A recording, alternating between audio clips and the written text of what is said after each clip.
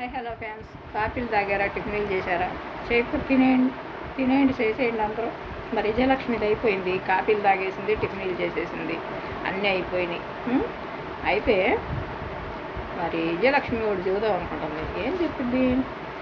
Politics ఉంది కదా, ఈ పాలిటిక్స్ అనేది ఈ ప్రజలు అనేవాళ్ళు ఎప్పుడు ఏ నాయకుడు ఏ పదవిలో ఉంటే వాళ్ళే వెళ్ళిపోతూ ఉంటుంది. మొగ్గు చూపెత్తలే తరాజా లాంటిది.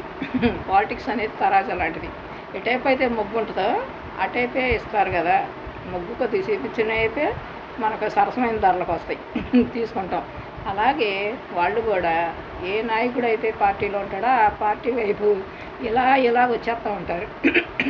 అలా వచ్చిన వాళ్ళని అంతకుముందు ఒక పార్టీ ఉన్నప్పుడు అటున్నోళ్ళు మళ్ళీ ఇటు మారిన వాళ్ళని ఈ రెండు కళ్ళతో బోర్డు మందిని చూశాను.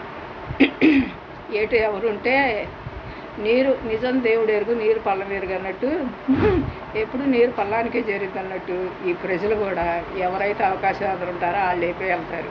ఎందుకంటే స్వార్థంతో. అది పాలిటిక్స్ అంటేనే అది.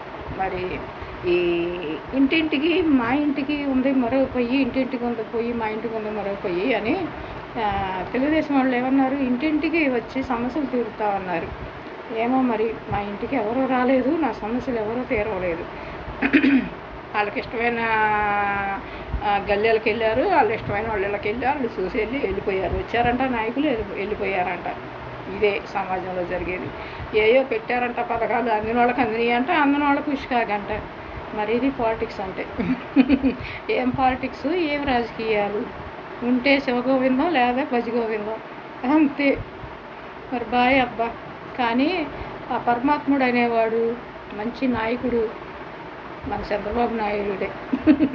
ఆయన అందరికీ ఆ పరమాత్ముడు, ఆ ఏడుకొండల స్వామి భక్తుడంట ఆయన. ఇప్పుడే విన్న ఫోన్లో.